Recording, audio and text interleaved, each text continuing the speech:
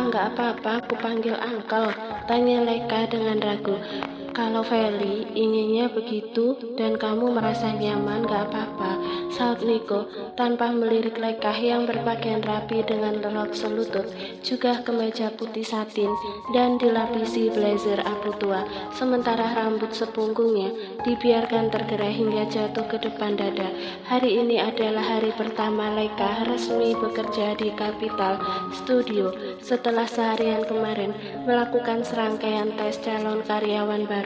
Tentu saja, karena Leika yang menginginkannya masuk perusahaan sesuai prosedur, Niko menatap lurus ke jalan yang sudah dipadati kendaraan.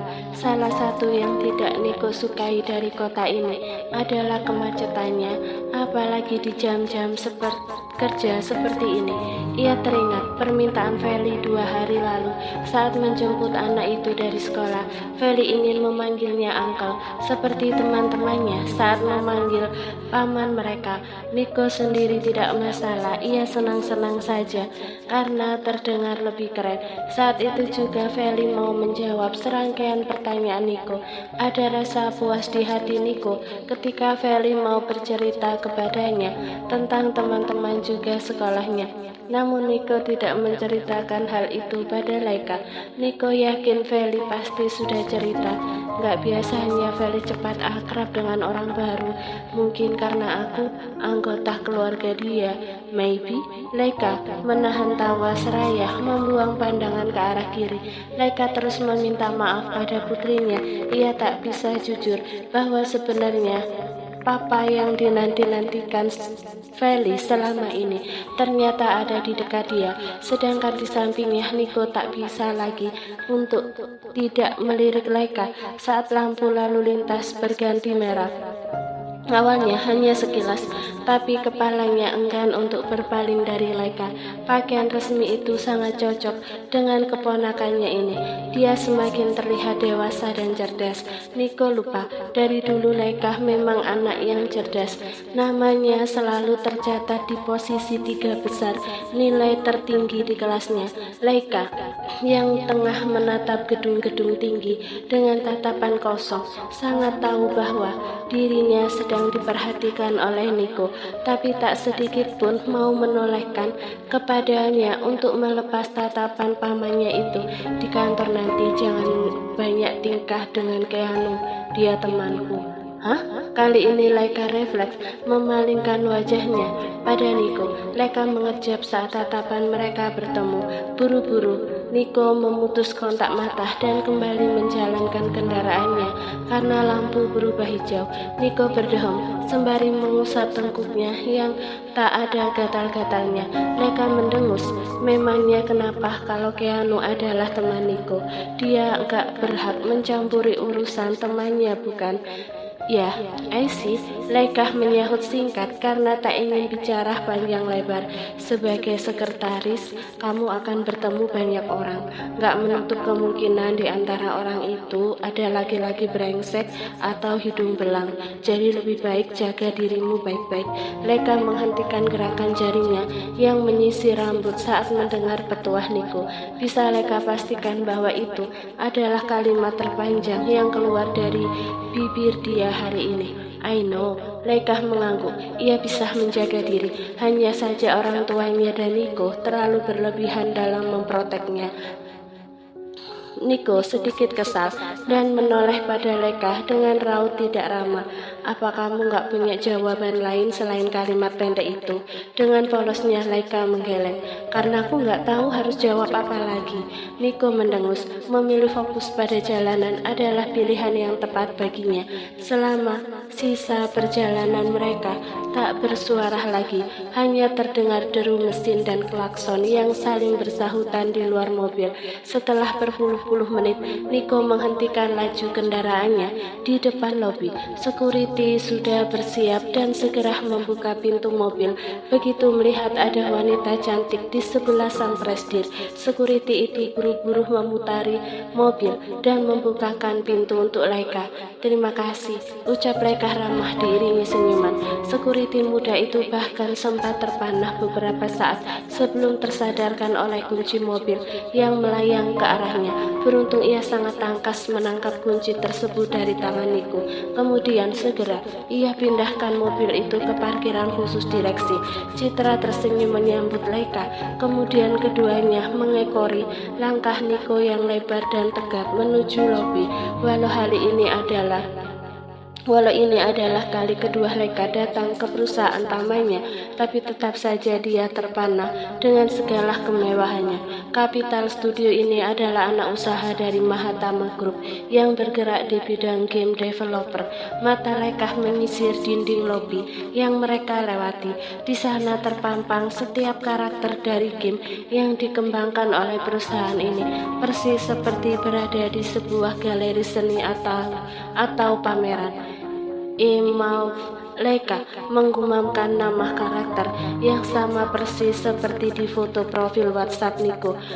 Jadi namanya maaf. Langkah Laika lalu terhenti di depan sebuah gambar karakter yang membuatnya terpesona. Sedangkan Niko menghampiri seseorang di dekat meja resepsionis. Queen Grace. Laika berbicara pada diri sendiri. Ia tersihir oleh kecantikan dan penampilan glamor karakter ratu yang bernama Grace. Walau cuma animasi, tapi begitu memukau. Karakter bernuansa merah dengan dress tertutup, namun terkesan cantik. Ini Pak Niko sendiri yang merancang. Citra sedari tadi memperhatikan Laika. "Oh ya? Wah, cantik banget, Bu." "Mbak." "Iya." Laika menoleh penuh tanya. Citra tersenyum. "Panggil aku Mbak aja, kalau ibu kesannya lebih tua." Baiklah." Laika tertawa sambil garuk belakang kepala yang tak gatal. Diam-diam Citra memperhatikan Queen Grace dan Laika secara bergantian. Semakin lama dia mengamati, entah kenapa dia merasa, "Kamu bisa ikut dia." Laika dan Citra sama-sama menoleh ke arah belakang saat mendengar suara bariton milik Niko. Tampak seorang pria berperawakan nyaris sama dengan Niko berjalan di sebelahnya. "Baiklah," sahut Laika. Niko beralih pada Keanu dan menatapnya tajam. "Aku serahkan dia padamu, tapi kamu harus ingat syarat yang kuberikan." Keanu memberi hormat sambil mengedipkan mata sebagai tanda oke darinya. Kalimat pertama Niko memiliki banyak makna bagi Keanu. Setelah menatap Laika beberapa saat, Niko berlalu pergi disusul oleh Citra di belakangnya. Laika lalu mengamati lelaki berjas hitam yang kini ada di hadapan dia. Ia tahu dia adalah Keanu, teman Niko yang selalu bermain dengannya dan mengerjainya saat bertemu di rumah kakek Arif. Tapi kini ia hampir tak mengenali karena selain lama tak bertemu, Keanu juga terlihat semakin tampan. Banyak perubahan di wajah juga postur tubuhnya. "Hai my little girl." Laika sedikit tersentak saat entah bagaimana caranya Keanu mencondongkan wajahnya. Kemudian lelaki itu tertawa saat melihat mata Laika mengerjap begitu menggemaskan di mata Keanu, lalu menjauhkan lagi wajahnya dan mereka saling berjabat tangan. Laika tersenyum sumringah. "Keanu? Ups, maksudku Pak Keanu, ini beneran kamu?" tanyanya lalu berjalan di samping pria itu. Keanu menoleh setelah menekan call button di samping pintu lift yang tertutup. Ia memicingkan mata pada Laika. "Kenapa? Gak percaya aku yang dulunya selengean sekarang jadi ganteng begini?" tanyanya yang membuat Laika tertawa. "Ya kurang lebih begitu, tapi walaupun tampan gak ada cewek yang mau denganku," seloroh Keanu pura-pura sedih. Laika yang menyadari candaan Keanu hanya memutar mata. "Anda bukan pembohong ulung Pak Keanu." Lelaki itu meledakkan tawa dan tawanya masih terdengar saat mereka sudah berdiri di dalam lift sampai pintu tertutup dan membawa mereka ke lantai 25. "Oke, aku belum menyambutmu secara resmi." Wajah Keanu berubah serius. dan terlihat penuh wibawa. Ia mengulurkan tangan untuk menjabat tangan Leika sekali lagi.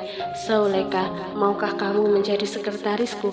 Leika mengangguk, walau dalam hati ia ingin tertawa. Sikap Keanu ini seperti lelaki yang akan melamar kekasihnya. Tentu, sahutnya yakin. Kamu boleh memanggilku Pak Keanu kalau kita berada di lingkungan kantor saja. Selebihnya panggil namaku seperti dulu. Leika tersenyum. Sejak dulu, ia tak canggung memanggil teman-teman Nico dengan sebutan nama, seperti pada Keanu dan Ervin. Ngomong-ngomong tentang Ervin, Leika belum tahu kabar lelaki itu. Mungkin akan ia tanyakan lain kali. Setelah melewati lorong dan kubikel, Leika mengikuti langkah Keanu menuju sebuah ruangan yang berada di sebelah ruangan lelaki itu, tempat yang menjadi ruangan Leika mulai hari ini. Keanu juga membawa Leika tur ke dalam ruangan yang bertuliskan Direktur Keuangan di depan pintu. Ruangan bernuansa putih bercampur krim itu terlihat luas dengan teknologi canggih. Ini baru ruangan Keanu. Entah ruangan Nico seperti apa, Leika belum tahu karena pamannya belum membawanya ke sana. Dengan lugas dan penuh wibawa, Keanu menjelaskan apa saja tugas Leika nantinya, dan selama beberapa hari akan dibimbing oleh sekretaris sebelumnya yang sudah dipindahkan ke cabang lain. Leika melihat Keanu dengan terkagum-kagum.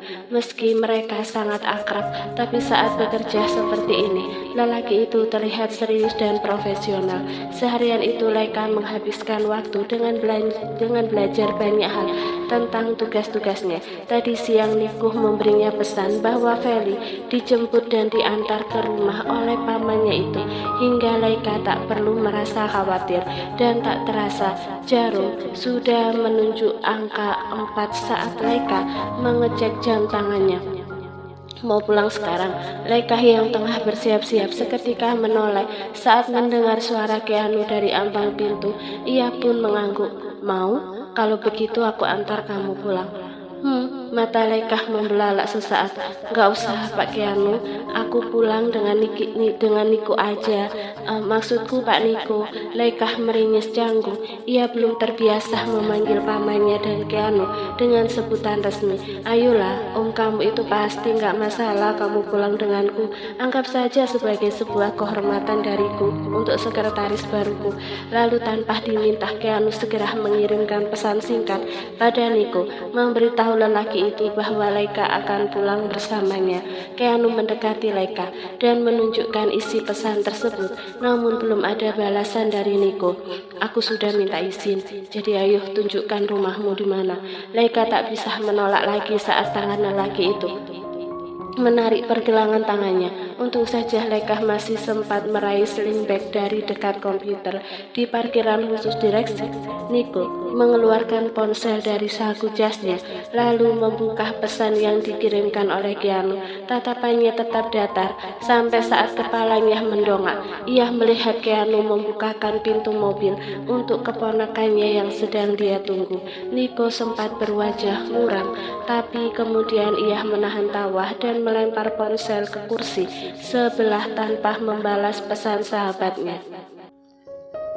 Bibi mau bawa makanan itu kemana? Leika penasaran saat Bi Asri meletakkan makanan di atas nampan. Bi Asri tersenyum lalu menghampiri dispenser. Untuk Pak Nico non, katanya mau sarapan di ruangannya aja, sahutnya sambil memperhatikan air putih yang memenuhi gelas. Oh, dahi Leika mengernyit. Apa dari kemarin sore dia nggak keluar-keluar, Bi? Enggak non, nggak biasanya Pak Nico mengurung diri begini. Bi Asri menghela nafas. Wajah Nico semalam tidak bersahabat membuat Bi Asri takut dan khawatir. Dalam waktu bersamaan, Leika meletakkan sendok dan garpu di atas piring yang telah kosong. Kunyahan terakhirnya berhenti saat kepalanya memikirkan alasan Nico mengurung diri. Terakhir, ia bertemu dengannya kemarin pagi saat di lobi. Biar aku yang bawa ke kamarnya, Bi. Bi Asri sontak menghentikan langkah. Tangannya memegang erat nampan berisi nasi goreng, air putih, dan buah apel. Ia menoleh dengan tatapan tak enak hati. Duh, biarin saya aja non. Laika menggeleng dan beranjak dari kursi. Nggak apa-apa, sekalian aku mau ngecek dia. Apa sih yang bikin dia mengurung diri terus dari kemarin? Jangan-jangan main game. Ucapnya terdengar seperti candaan dan diiringi kekehan. Tapi Bi Asri yang sudah hidup bersama Laika selama 5 tahun sangat tahu mana yang serius dan bercanda dari diri Laika. Walau majikannya itu berusaha menyembunyikannya, akhirnya Bi Asri pasrah saat nampan terlepas dari tangannya. Ia menatap punggung Laika yang menjauh dengan tatapan tak enak hati. Sekali lagi, Laika meyakinkan diri di depan pintu kamar Niko bahwa apa yang dilakukannya ini bukan sesuatu yang salah. Sebagai keponakan, ia cuma mau tahu alasan pamannya tak keluar kamar itu saja. Apakah ia sakit atau sibuk dengan pekerjaan, atau justru malah sibuk bermain game seperti dugaannya. Niko selalu lupa waktu jika sudah dihadapkan dengan game. Dari dulu selalu seperti itu. Laika mengetuk pintu berharap Niko mendengar dan mau membukanya. Akan tetapi tak ada tanda-tanda pintu akan terbuka. Maka sekali lagi Laika menempatkan buku-buku jari di daun pintu. Kali ini lebih keras dan berkali-kali, namun hasilnya nihil. Pintu tetap tertutup bahkan setelah lama Laika menunggu. Laika mencoba peruntungannya dengan memutar kenop pintu. Ia terkejut ternyata tidak terkunci. Laika mendorongnya hingga terbuka setengah. Aroma bernuansa aqua memenuhi indera penciuman Laika. Begitu ia melangkahkan kaki ke dalam kamar tersebut, lantas meletakkan nampan di atas meja. Tak ada tanda-tanda keberadaan Niko, hanya ranjangnya saja yang acak-acakan. Namun samar-samar terdengar air mengalir dari dalam kamar mandi, dan hal itu membuat Laika yakin pamannya berada di sana. Akhirnya Laika memutuskan untuk keluar kamar. Ia memutar tubuh, tetapi langkahnya langsung terhenti saat matanya menangkap sebuah benda di dekat bantal. Merasa familiar, Laika mendekat lantas duduk di sisian ranjang dan meraih benda tersebut. Ia mengamatinya dengan seksama. Bukannya ini dompet hadiah dariku? Kenapa masih baru? Laika berbicara sendiri sambil membolak-balik dompet hitam. Ia semakin yakin itu adalah hadiah darinya karena ada badge kecil berbentuk sayap. Laika memberikannya sebagai hadiah di ulang tahun Niko yang ke-26 tahun. Saat itu Laika berusia 15 tahun. Dompet itu harganya cukup mahal, hingga Laika rela menabung berbulan-bulan karena ia ingin memberikan hadiah untuk Niko dengan uang jajannya sendiri. Laika juga menempelkan badge sayap di ujung kiri atas sebagai tanda bahwa Niko adalah malaikat pelindungnya. Namun setelah hari ulang tahunnya itu, Niko menghilang tanpa kabar. Lalu 1 minggu kemudian pria itu kembali pada Laika dengan diri yang berbeda. Lelaki yang tak Laika kenali. Raganya tetap sama, tampan dan gagah, akan tetapi sikapnya lain. Niko menjadi sosok dingin dan tak berperasaan tanpa Laika tahu apa penyebabnya. Sedang apa di kamarku? Laika tersentak. Dalam sekejap ia tersadar dari lamunannya saat mendengar suara berat dan dalam dari mulut Niko. Aku tadinya cuma nganterin sarapan, tapi tiba-tiba kulihat ini, saut Laika pelan sambil menggenggam dompet tersebut. Perempuan itu terkejut ketika sadar tubuh Niko yang menjulang tinggi kini ada di hadapannya. Laika memberanikan diri untuk mendongak. Terlihat rambut hitam legam yang masih basah, wajah segar meski sorot matanya tajam. Bulir air dari dagu jatuh mengenai dadanya yang bidang dan ditumbuhi bulu-bulu halus. Tatapan Laika terus turun pada perut dengan otot-otot liat yang terpahat sempurna. Cepat-cepat Laika memalingkan muka karena tak berani menatap menatap Niko lebih lama, apalagi lelaki itu hanya mengenakan celana selutut saja sambil menenteng handuk. Laika jadi teringat kembali akan malam itu, malam yang tak seharusnya ada di antara mereka.